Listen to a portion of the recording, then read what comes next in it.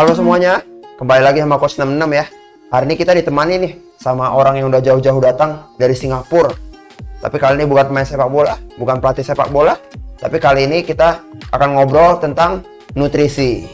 Ya oke, jadi kita ditemani hari ini sama Ben ya, sama Benji yang datang dari Singapura, salah satu nutritionist dari Singapura. Oke, ayo sebelum kita perdalam lagi dan bahas tentang nutrition, coba kita kenalan dulu ya sama Benji ya. Ya, Ben, please introduce yourself. Hi everyone, I am Ben from Singapore. I'm a fitness trainer and strength and conditioning coach. So I train athletes as well as the general population for losing weight or for training their sports performance. I have a gym in Singapore named Elite Performance Training. Yes, so that is actually what I do. Oke, menarik. Jadi Ben, kan gini nih, kan kadang semua orang udah tahu ya kalau atlet itu harus makan sehat ya. Tapi kan kadang bingung ya orang makan sehat, tapi apa yang harus dimakan gitu. Nah, kalau dari Ben sendiri, gimana ya kalau mau kasih masukan ke orang-orang itu ya? Okay, I think for athletes, one of the most important things is eating healthy and food that actually complements what they're going to do for their own sport. So let's say it's a sport that requires, like for instance football, where it requires you to be physically very fit and your output is a lot on the field itself. So food that is rich in carbohydrates, rich in proteins is very important for this kind of athletes. Also knowing when to eat it and at what period of time that they should be loading up on their carbohydrates or lessening down on the protein content, that is very important for them as well. Oke, menarik. Kalau gitu berarti kalau beda situasi kan makanannya harus beda nih. Nah, kalau biar orang-orang tahu misalnya kalau kayak tadi kan sepak bola kan banyak keluarin energi nih untuk main. Nah, tapi misalnya kalau olahraga misalnya kayak catur, e-sport, itu kan berarti requirement-nya berbeda nih. Nah, itu bagaimana ya biar orang-orang bisa tahu gitu apa yang harus dimakan gitu. For athletes who are in sports which require a higher input, the simple fact will be that they need food rich in energy, which is your carbohydrates. Also because of the physical demands of the game, they will need food rich in proteins as well for muscle rebuild and also for recovery. Okay, so sports that don't really require a lot of physical output, then you got to reduce on your carbohydrates because this is energy that gets stored into the body. So more energy that gets stored into the body, if the energy is not used up, then what happens is it gets stored as fat. So depending on their physical output, that is how much they should be putting back into the body. And then food that is fatty, so fried food, unhealthy food, this one in general it should be avoided. So not just for athletes alone, but for general people or for those who are doing less physical sports. Oke, menarik sekali. Wah, itu berarti gitu tuh teman-teman sekalian.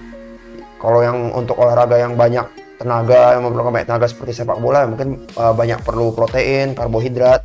Malah kalau yang kurang intens ya mungkin kayak catur gitu ya, mungkin karbohidratnya dikurangin lah karena nanti karbohidratnya bakal disimpan jadi lemak seperti yang baru dijelasin sama Ben ya. Oke, so Ben, jadi ini kan tadi Ben ada ngomong tuh kalau harus makanan yang harus dihindari itu seperti makanan yang gorengan, makanan yang berlemak. Ada lagi nggak ya makanan yang harus dihindari gitu bagi para atlet? So in general, athletes, one thing that they should avoid is carbonated sweet drinks. That is number one. Number two will be fatty food. So fried food, oily food, food that is meat that is rich in fats. This should be avoided for athletes. We don't want them to be having fat in the body. We want protein that goes into the body and that is built up as muscle. So this is very important for them. So in general, what you say, anything that is unhealthy, like oily food and all that, this should be avoided. What they should be going for is lean meat, carbohydrates, and mainly carbohydrates. So we want carbohydrates such as brown rice, wholemeal, wheat. These are the carbohydrates that they should be going for, as it's rich in fiber and there are also protein contents within the carbohydrate itself. So it gives them the energy, and by the time it breaks down into the body, this energy can be used for exercise instead of your usual white rice, your sugar and all that, which is stored in the body as fat if it's not used up. Yeah, so generally athletes, what I would suggest is lean meats, wholemeal, wheat, and of course they need to drink plenty of water. I think water will be the most important for them because hydration is a key part for athletes. Isotonic drinks, it's also important. So let's say it's hot weather, these athletes, they need a bit of salt in their body as well. So isotonic drinks are good, but not all the time. Yeah, we don't want that extra sugar to be coming into their body as well. So during match, during training, during games, if it's a tough session, then you have isotonic drinks. But if you look at it, water will give you that same hydration from that. Yeah. Oke. Tapi kan tadi Ben ada ngomong tuh kayak kalau carbonated drink itu nggak bagus. Nah, kenapa ya nggak bagus ya? Dan contohnya carbonated drink itu apa ya? Okay, so carbonated drinks, why is it not good? It's just rich in sugar. This sugar is not very necessary. It's not necessary for these athletes to be taking on a daily basis. And high sugar leads to lots of diseases, diabetes, you got obesity. So if these athletes are not able to burn off this sugar, what happens is they start putting on weight. And that's not going to help them for their games as well. Like what I say in the beginning, what we want is good muscles. Yep, we want them to build their physique. Okay, and we don't want them to be putting on fat. And sugar, another thing about sugar is they start craving it more and more and more. So it becomes like an addiction for them. So they will require this sugar always in their body. So we want to try to cut out that sugar, and the best source is drinking water, getting them used to the habit of drinking plain water. Oke, menarik. Kalau memang bicara soal gula, memang ya, kalau kita lihat atlet kayak mungkin Lionel Messi atau Cristiano Ronaldo, Robert Lewandowski, pas mereka mulai makan minum diet sehat, memang yang pertama dihindari itu selalu gula ya. Jadi gini Ben, kan tadi ada ngomong juga tuh kan kayak misalnya situasi yang berbeda tuh para pemain, para atlet harus makan yang berbeda tuh. Nah, jadi ya bagaimana ya cara biar bisa tahu gitu kalau misalnya kalau sebelum bertanding harus makan apa, setelah bertanding harus makan apa, atau pas lagi cedera makan apa gitu. Nah, itu bagaimana ya biar atlet bisa tahu? So for athletes, there are different timings that they are supposed to be eating their food. So one very common question that I get is, what are they supposed to eat before training or before a match, and how long before that they are supposed to be eating this? Okay, so number one will be meal. Your last meal before your training or your match should be about 3 to 4 hours before. Okay, so this gives them time to digest their food. Okay, you want to feel lighter, you don't want to feel too heavy with all that food in your body, and then you're trying to do a very intense or physical activity. So number two will be, what food are they supposed to be eating just prior to their match or their training.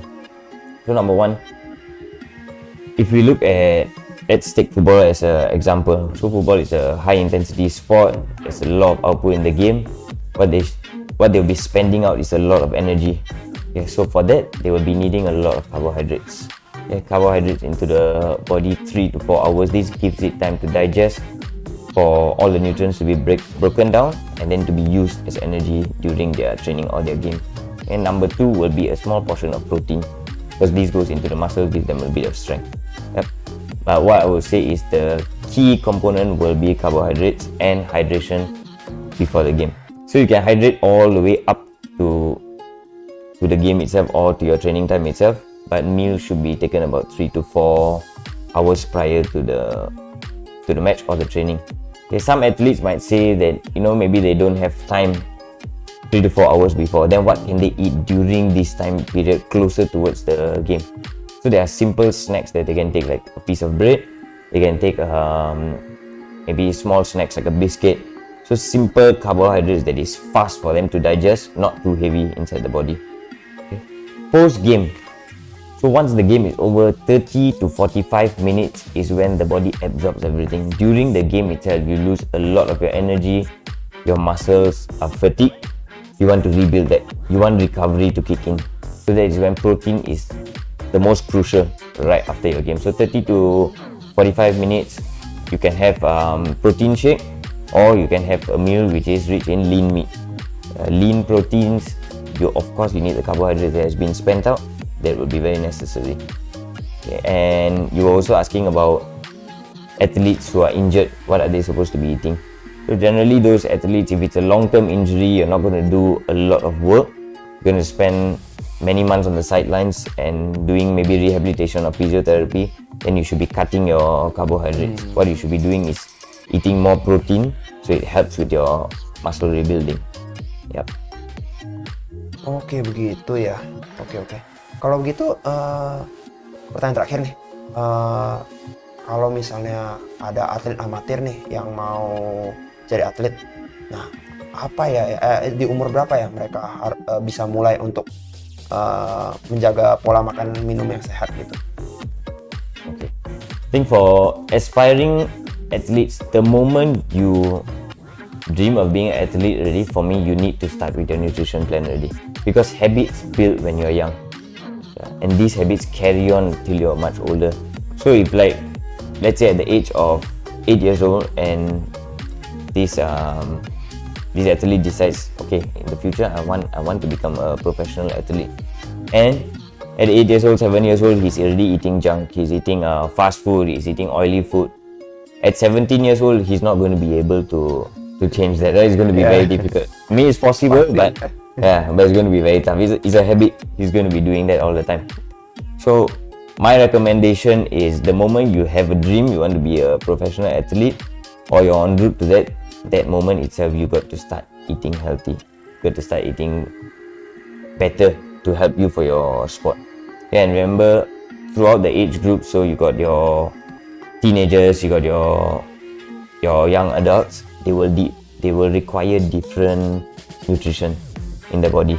So the younger you are, of course, you want to have a very balanced diet. You want to help to grow, especially calcium is going to be very important. So low fat milk, you got your yogurt.